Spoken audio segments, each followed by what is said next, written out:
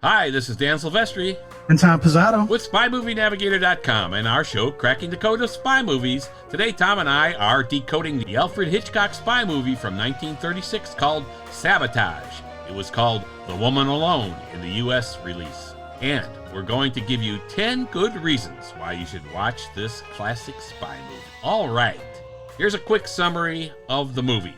There's trouble in London prior to World War II, as a series of events that seem to be sabotage is happening in London. Obviously, the work of some terrorist person or persons. This man, Karl Verloc, played by Oscar Homolka, is part of the group, but he appears to be a regular citizen as he's a local movie theater owner. His wife, played by Sylvia Sidney, is becoming suspicious, though, and so is Scotland Yard, who assigns a detective, Sergeant Ted Spencer, played by John Loder, to track down what is happening.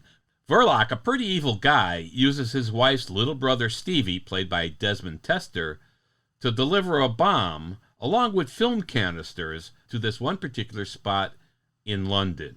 Yeah, it was the underground at Piccadilly Square that he was supposed to take this thing to. Right, during like a mayor's event or something. Now, you say this is her little brother Stevie, Yeah. and I was actually surprised that it was her brother and not her son. Yeah, I Kind of like, in License to Kill, we talk about how in the limo with Della, it's her uncle, and we just assumed it was her father. Right, yeah. Here, I just assumed that Stevie was her son until we found out later. Yeah, I did too. In the beginning, you think, okay, it's got to be her son. But it is her little brother. And this Verloc guy uses him. And we'll see what happens.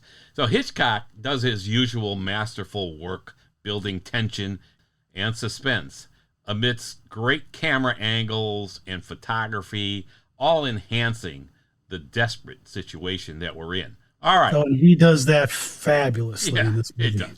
And it's great in this movie. And the actors, in general, in this movie are superb.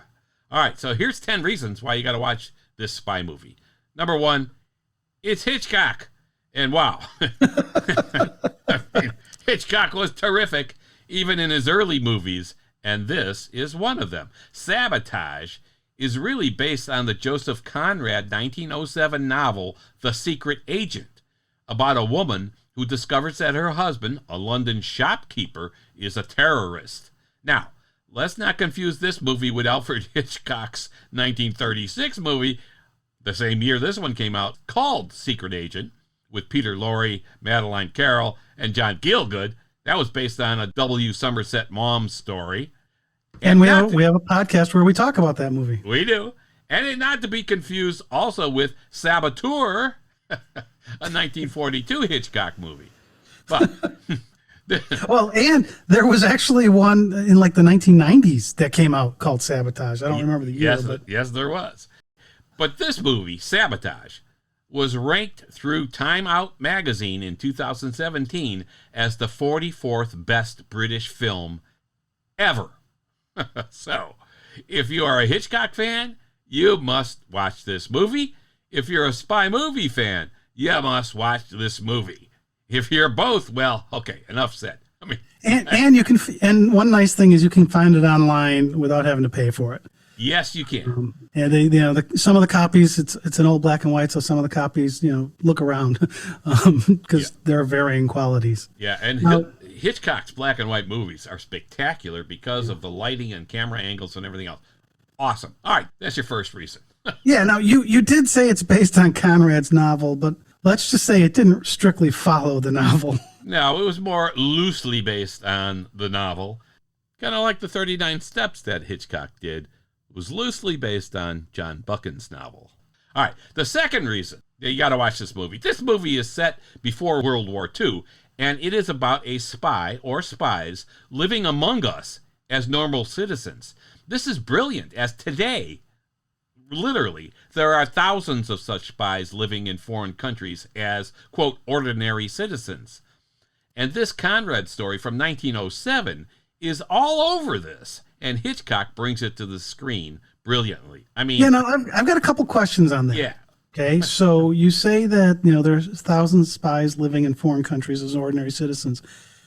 Is Verloc a spy that they planted, or was he an ordinary citizen that they turned? We never really know that. No, we don't know that, and they never do tell us that in this story. One of the unnerving things in the story is we don't get the background of Verloc or what country he's even working for. So we don't really know. Yeah. So I don't know. That's part of the intrigue, I guess. It is. I mean, the intrigue, it just permeates every scene here. Hitchcock, the genius, at work here. You'll see handwritten notes that play a large part of the suspense here. Like there's one that says, London must not laugh on Saturday. Because they had laughed during the short blackout in the beginning of the movie that was caused by, as we discover, Verloc. And another note. This was kind of, I understand why they have the note of London must not laugh. Like they were offended that the Londoners laughed with the blackout. It wasn't a big enough trauma. Well, yeah, A, was it a big enough trauma? And B, I didn't get why you would have laughed if you were involved in it. Yeah, so. I think it was short, and it was like, okay, it's all over. Like the people at the theater wanted their money back because they couldn't show the movie and all that kind of stuff. And then, the lights go back on kind of quickly. So yeah, it was like... Maybe it's blackouts or brownouts are more commonplace today. So yeah, right. Yeah. Who knows? They were probably happy to have electricity. Okay, so back to the notes. Go ahead. Yeah, and back to the notes. There's another note that said, "Don't forget, the birds will sing at 1:45." Ooh, that's alluding to when a bomb might go off or is planned to go off. And of course, the tension with the boy, Stevie, carrying the explosives unbeknownst to him, and the viewer wondering if he will make it and blow up with a lot of other people or blow himself up, or will he survive this? And we see him on the bus and the clock getting closer to 1:45. You really feel for this lad, and you just feel like, oh my God, let's get him out of this situation. Well, the thing I found interesting with that was that everything's set that it's going to go off at 1:45. Yeah. Verloc tells Stevie he's got to have it there by 1:30. Yep. I mean, he wants Stevie out of there. Yeah, he does. He did not intend him and to get back. So Stevie's sitting there watching the clock, and it's just ticking by, and it passes 1:30, and he obviously doesn't know what's going to happen at 1:45, but we do, which just increases that tension. Yeah, he got caught up, Stevie, on the way with some kind of street show thing going on. He got pulled in to do some stuff, and that's why he was a little delayed. But he doesn't know, like you said, at 1:45 something's going to happen. But it is great use of suspense. It is. And, it's classic the way Hitchcock does it, right? Yeah. And all of the shots of Stevie getting stopped on his way on his mission to get this thing dropped off because he's carrying a film canister. He can't take public transportation. So he's got to walk, and the stuff he runs into along the way was kind of interesting. All right, spoiler alert. If you want to skip this next section, skip ahead about 33 seconds. Yeah. Now, what happens to Stevie in this movie, Hitchcock has said, is his regret from the movie. Mm-hmm. He wished he didn't show it. Yeah. And I actually think the showing of it added to it. Yeah, I do too. I could see Hitch's point in showing it, because really, we'll talk about this in a couple of minutes too. You see this character, and you're really pulling for the kid, because the kid is innocent, absolutely innocent. Yeah, the kid has no idea what's going on. No. So there you go. So that's the second good reason why you need to watch this thing. It's really a brilliant setting of these ordinary citizens as spies. The third reason. Now, Dan, you mentioned that Sabotage does this, and they never really tell us what country or organization that Verloc works for, or really any of the network of people involved in the sabotage. Yeah, we don't know. I mean, we definitely want to know. Now, in 1907, when Conrad wrote the novel, Hitler was forming his idealisms in Austria and Germany, and in the movie, 1936, before World War II. So we don't have a concrete connection in the movie to Hitler, Germany, or really any other entity. No, they don't talk about it. Comes off okay, but I still want to know. Yeah, I know. I mean, and in the novel, Verloc's first name was Adolf. Yeah, So and they changed it for Carl for the movie. Yeah, they changed the Carl for the movie because Hitler was a known commodity at the time when the movie's coming out, of course. So they changed it to that, probably not to make that connection, because they didn't want to make the connection to Germany or Hitler or anything else. But it does. That's one thing about the movie that kind of does bother you. Yeah. You kind of want to know. Yeah, and it's kind of similar to what happens in the 1939 movie that we've done a podcast episode on called Q Planes. Oh, yeah, right. Or Clouds Over Europe, Yep. where the enemy is not positively stated in that one as well. It's definitely implied, but it's never overtly said. Yeah, another movie with two names. So yeah, Tom, the third reason was Sabotage successfully pulls off not telling us what country or organization this spy network works for. So yeah, we want to know, but they pull it off, and our willing suspension of disbelief goes right along with one. Yeah. So Dan, what's the fourth reason? Oscar Homolka is the fourth reason. Yeah, we love Oscar Homolka. You remember Oscar Homolka from the 1966 movie Funeral in Berlin, and how magnificent he was. Well, here he is 30 years earlier, and we see him early in his career, and as a superb actor. Terrific, fabulous acting, fantastic performance, charming and evil at the same time. Reminded me a little bit of Edward G. Robinson when he could pull that off in films, like maybe Key Largo or something. It's kind of weird. But yeah, it's funny you make that Edward G. Robinson comment, because as I was watching this thing, I thought there were a couple of shots where Homolka really looked like Robinson. No, I can see that. The angles and the lighting and everything on it. Yeah. But any movie that has Oscar Homolka starring in it, I'm likely to like. Yeah. I mean, you look at Oscar's facial expressions. I mean, they're priceless. Again, that one shot of his face at the aquarium when he's talking to this guy who's kind of his lead guy who's going to tell him what to do next and so on for terrorist stuff is intense. It's stern. It's determined. All in a couple of seconds you get this. So that's worth more than the 1,000 words you could write about a shot like that. And again, when he meets the man who runs the bird shop, who is also the explosives expert, lots of intrigue and a lot captured in Oscar's facial expression. So there's your fourth reason, Oscar Homolka. He's just terrific. That's a good reason. Yeah. All right, your fifth reason's Hitchcock was always outspoken about what he wanted. And that's what made his movies so spectacular. But in this movie, for the Detective Spencer part, he wanted to work again with Robert Donat, who he worked with in the 1935 movie, The 39 Steps. But for one reason or another, like he was under agreement with another firm, another film agency, or there were some health issues, I think, or both, he could not do this film. Hitchcock was not happy with John Loder playing the part. So you have to love Hitchcock for this. He is so dedicated to what he wants to do. But he had to take Loder here. Loder wasn't horrible, but he's no Oscar, and he's certainly no Robert Donat. But I actually had no problem with him at all in this role. Well, here's what I think. The character's kind of goofy. Yeah. Here's what I think kind of maybe is the angle.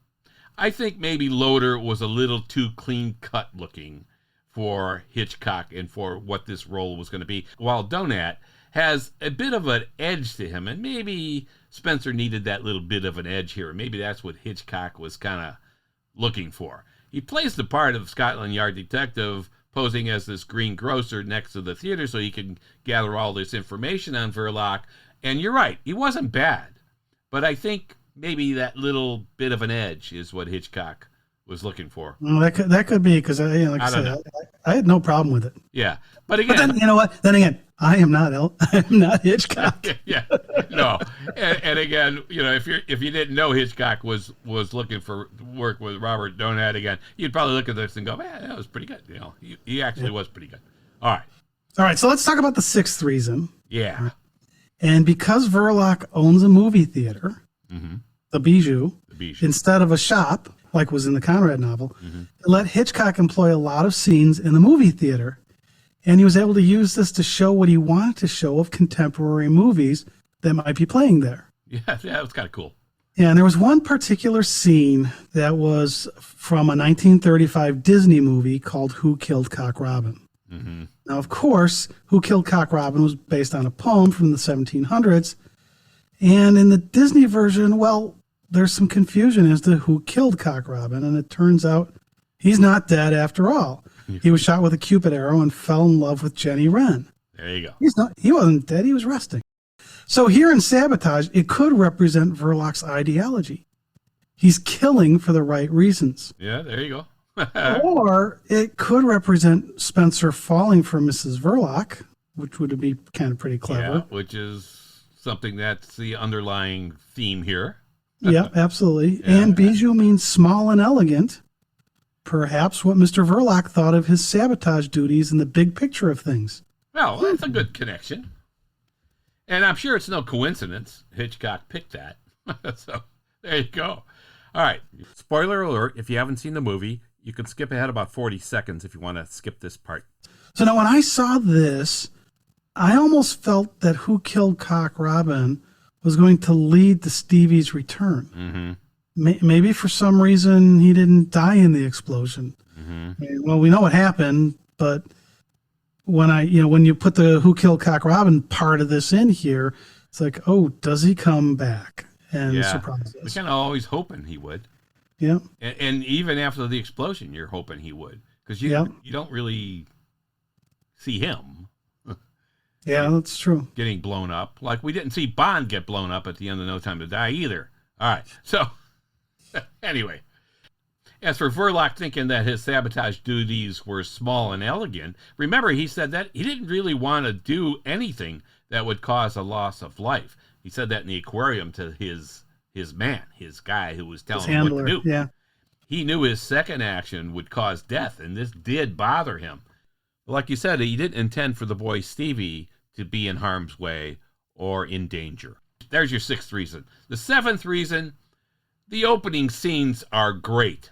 A light bulb, the power grid is going out. You see this light bulb, and London is going dark because sand was deliberately put into the power generators. So sabotage. And a close-up of Oscar Homolka as Carl Verloc. This is a great sequence that draws you into the movie quickly. You see the chaos and response from citizens in the dark now, including the patrons who are at the movie theater who want their money back. That's their biggest concern. The lights are going on. We want our money back. We can't see the movie. We see Verloc coming back home and then pretending he was home all along. So we immediately suspect him as the saboteur, of course. So that's not a secret. Like in many other Hitchcock movies, the audience knows up front a lot of what's going on before the characters in the movie do. So solid start of the movie, and it successfully draws us in. Of course, we'd expect that at Hitch. Yeah, absolutely. Right? Yeah, it really does suck you in really quickly. Yeah, terrific. So there's number 7. And number 8, Tom? Of course, there is the romantic angle here that we mentioned as the detective, Ted Spencer, falls for Mrs. Verloc as things begin to become clear to everyone. Yeah. And there's tension with the boy delivering the film canisters for Mr. Verloc. And again, with that are the explosives. It's all neatly wrapped into a logical flow of the story with many components. Now, there are some lighter moments along the line, and you need them. Yeah, there are. And so in the aquarium where Verloc is meeting his handler who gives him the orders, there's a young couple arm in arm, and this young man who's got these really big glasses on, he says to the young woman about the oysters, "This bivalve's rate of fertility is extremely high. After laying millions of eggs, the female oyster changes her sex." To which the lady he's with says, I don't blame her. That's about as sexy as this movie gets. Yeah. But that's a great line, and at a moment where we needed a little relief because Verloc was just being told by his handler, you're going to be blowing some people up and killing people. So this is a nice moment where we could get a little break. And timed very nicely. Yeah, very nice. All right, so Dan, what about number 9? What's number 9 reason? Number 9, the camera work. I mean, it's tremendous with silhouettes. Wait. A Hitchcock movie has great camera work. I'm shocked. Every damn time. And here's an earlier one with terrific camera work. And the fact it's black and white you really pay more attention even to the camera work, the lighting and the angles and so on. So here you got great camera work with silhouettes to create mystery, close-up facial shots, eye-level shots as though we're there looking ourselves, and more. Even some below eye level shots, kind of looking up, half, 3/4 up like that. And it's all creating more and more suspense for us. And like I said, all in black and white. So the lighting is critical and important, and it's done supremely well. Also, the sound effects are terrific. When Mr. Verloc is approaching his wife in their flat near the end, when she knows it's him who's the bad guy, who's the saboteur, the squeaking of his shoes is so eerie and frightening as he gets closer to her. We are wondering with each squeak what he will do to her. And it's just like exactly what Hitchcock wanted there, and he delivers supremely. This Foley work is fantastic. If you don't know that phrase, it's the sound stuff that gets done as they do the sound work. Yeah. And I'm pretty sure they used a technique that I know they used in Disney movies to make those noises as she was squeaking up. And I know in the Disney movies, they would take, I don't have a leather wallet with me, or I'd do it in the mic. You take a leather wallet real close to the mic and you bend it back and forth, and it kind of makes that noise. Okay. And I'm not positive that's what they did here, but it sure sounds like that's the same effect Yeah. the Foley artist would do there. And it adds to the tension of what's going on. Yeah. The impact that sound has, because you are now wondering, like I said, with each squeak, what will he do when he gets there to his wife? Spoiler alert, if you haven't seen the movie, you could skip ahead about 14 seconds here. Of course, he goes for the carving knife. They were eating, and there's a carving knife on the platter. He goes for the carving knife, but she grabs it first, and you don't see it exactly happening, but she stabs him. As she leaves the flat with Spencer, she sees a repent ye and believe sign, as a religious person is holding this sign, reflective, of course, of what she has just done. So that talk about a slap in the face. Yeah, that I thought was brilliant kind of setup there, because she just did this thing. Even Spencer doesn't know she did this. And then she sees this sign, repent ye and believe. I mean, that was brilliant Hitchcock stuff there. Fabulous. There are a few more great scenes towards the end, and the bird shop owner is headed to Verloc's place to retrieve the birdcage because his wife was concerned that there'd be evidence against him and then tie them into this explosion. But Scotland Yard is following this guy, and their plan is to arrest him when he gets there. So okay, so let me stop you for a second, Dan. Yeah. All right. Yes, this is a 1936 movie. Yep. And yes, there are a lot of Hitchcock fans that have probably seen this movie. Yep. We're giving people 10 reasons why they should see this movie. So if you haven't seen the movie, let's not give away the ending. Yeah, we won't give away the ending. That's a good idea. And whether you've seen the movie already, you want to watch it again for these 10 reasons. If you haven't seen the movie, you got to watch it for these 10 reasons. All right, so that's number 9. And we got one more. So for number 10 here, Dan, we want to talk about the influences of this movie on future movies, and also how the past may have influenced this movie a bit as well. Okay. But this is a very early spy movie, so it will help set the stage for what other spy movies do. Yeah. And to start, I'm going to talk about, there's a scene when Verloc tells Stevie he has to go. Stevie doesn't know about the bomb, right, but Verloc is very worried about the timing. Yeah, and he ends up yelling at Stevie, like, just go, that kind of a thing. Yeah, why don't you just go or something, he says. Yeah, so there's a bunch of different Bond movies that have this thing where people are worried about explosions. They know they're going to happen, and how they get a little testy as it comes closer to the time. Mm-hmm. So, I can think of the poppy fields and Live and Let Die at Kananga's headquarters. And he's blowing those up. Yeah, he blows those up, and there's a little tension with there. And that's going to be a diversion, I think. But yeah. And then you get the tension in A View to the Kill, where Mayday's riding on that thing trying to get the bomb out of the mine. Yeah. You got to wonder whether she's going to make it or not. Yep. Yeah. Okay. And she's getting kind of agitated, like, just go, get out of here. Yeah. You know, I'm giving it up for this, Yeah. right? Yeah. Yeah, and you got GoldenEye, of course. You got the lipid bombs that 007 and 006 were planting in the pre-title sequence, and then you got, I think, in the world is not enough. You got Renara's bomb that's targeting a Russian nuclear testing facility, and Thunderball, of course, with the nuclear bombs that were stolen by Largo. I mean, there's plenty more. So there's a lot of influence, I think, with this explosion concept. But of course, in spy movies, you're going to have a lot of explosions. Well, that's true. Now, the thing that this, in my mind, when I saw this scene, especially with when Stevie's on the bus, and they kept cutting back to the time and the package with the bomb in it, and they kept going back and forth, it really reminded me of an episode of the TV show Columbo, and the episode was called Short Fuse. Roddy McDowall's playing this character, and his character was called Roger. And they're on a gondola, and there's a bomb in a cigar case. Well, Columbo rigged up a cigar case to look like the one Roger planted to kill someone, and Columbo convinces him that the cigar case somehow survived, and the car just crashed for a different reason, and they have it here on the gondola lift, and Roger is very worried, of course, that the timer will go off. That's what was going on. Yeah. And they keep showing the cigar case, and he keeps looking at the cigar case. And the tension of that is he's freaking out because he knows this thing's going to explode. And so he's just totally panicking. And his reaction there kind of had me kind of feel a little bit about when Verloc yelled at Stevie of, you've got to go. Yeah. But also then that whole thing on the bus where they kept cutting back and forth between the time, the people, and the package again. It all just kind of felt very, very much like Short Fuse. Yeah, that's Columbo.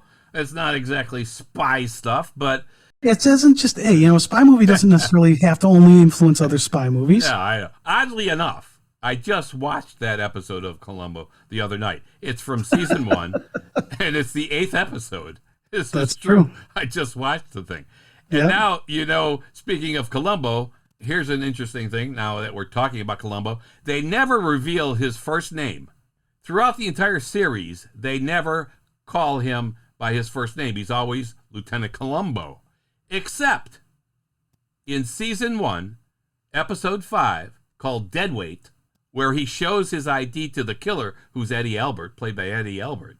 For a split second, you can see it reads Frank Columbo. So there you go, trivia folks. If you ever have Columbo questions, what's Columbo's first name? Frank. And they never showed it again, and they never talked about it again. There you go.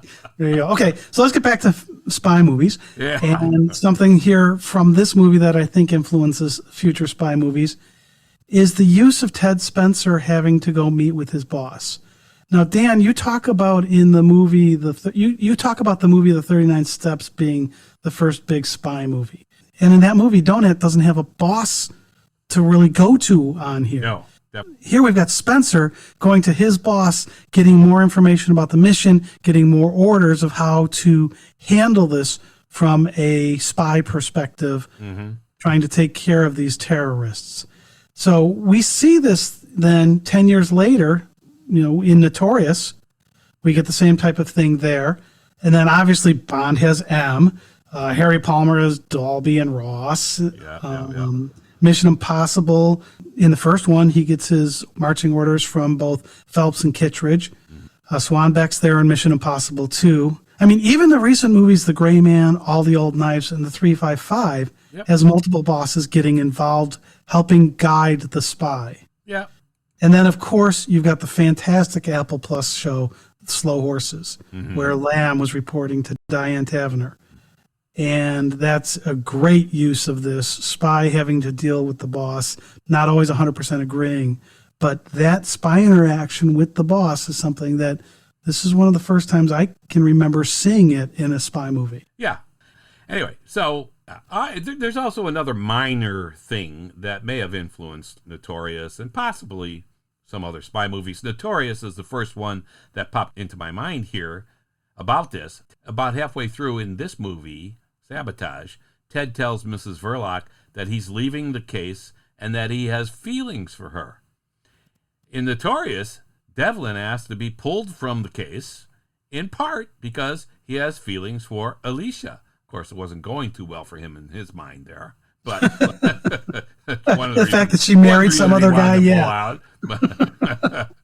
But both are Hitchcock movies, and both set the stage for a male spy falling for the female protagonist. So I think that's pretty cool. All right.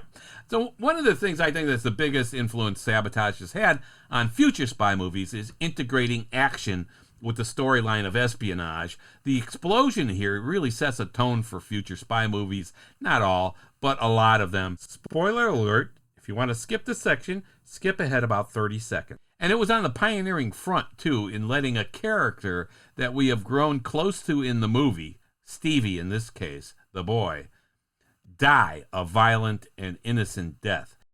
In the first viewing, I thought for sure somehow he survived, but nope. Yeah, this is something we've talked a couple times in this episode about, is that this happened. And so I guess we're giving away a big part of the movie when we do that, but hard to talk about the movie without doing that. Yeah. And, you got to see the movie anyway. You got 10 great reasons now to see this movie. I got another kind of an oddball influence on this movie, okay? Oh, boy. And this one might be a little bit of a stretch. There's a scene in Sabotage where a lady goes into a pet shop with her bird that's run by the explosives expert called the Professor. Yeah. And she's complaining that the bird doesn't sing. Yeah, she's bringing it back, right? She's returning it. Yeah, she's trying to return it. Now, this is 1936. There's a very, very famous Monty Python sketch called the Pet Shop Sketch. All right, we're going to Monty Python. We're going to Monty Python now. Now, it's more normally called the Dead Parrot Sketch, but it was actually officially called the Pet Shop Sketch initially. Now, here in Sabotage, the professor is trying to stop her from returning this bird. Right? And he really has to work at it, and he tries to fake her out by getting all the birds to sing at the same time and telling her that her bird was singing as well. And she's like, well, his mouth's not open. Oh, my God. Okay, so now let's fast forward to the Dead Parrot Sketch. Okay. In this one, the owner hits the cage to try to fake the customer out that the parrot moved. And, obviously it doesn't work. But again, this is a really famous routine. It's dead, I tell you. No, it's not. Yeah, I'm thinking, before I do any research, I'm thinking, okay, this thing had to have some influence on it. Okay, all right. Well, what supposedly happened was this Monty Python sketch was based on a conversation that Michael Palin really had dealing with a car dealership. And he created a sketch called The Car Salesman to try to get a car returned. Okay. I mean, there are even roots to the main joke here going all the way back to 400 AD in Greece. Yeah, and in the Greek version, a man complains to a slave merchant that his new slave had died. And the slave merchant replies, when he was with me, he never did any such thing. And then Benny Hill did something similar in 1963. So this thing has potential roots all the way back to 400 AD. But I've got to believe that Sabotage, without necessarily being a conscious thing, had some small part in playing to the Dead Parrot Sketch. Cracking the code of Monty Python. Right. Yes, that was a stretch. Okay. Well, we're talking about influences. Though the bird bit in Monty Python was a pretty funny bit. Well, and if you watch those two scenes, if you just watch the one scene and then watch the Dead Parrot Sketch, it kind of feels like there's some similarity there. We should put a video together for that. All right, I'll be quiet. All right. Oh, wait, you know what, Dan? I have one more question for you, okay? We can't talk about a Hitchcock movie without talking about Hitchcock's cameo. Okay, that's good. Right. And he started putting him in earlier and earlier because people were looking for them. So where is he in Sabotage? Did you see him or did you have to look it up? I did notice him in the beginning, and when about 8 minutes and 30 seconds in.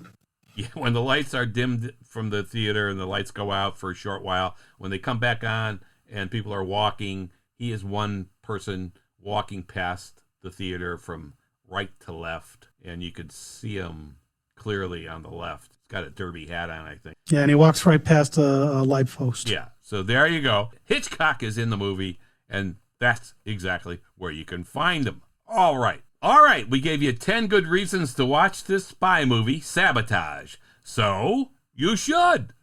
Let us know what you think by leaving us a voice message through our website, spymovienavigator.com, or through our Facebook, Twitter, and Instagram pages. We would love to know what you think of this movie.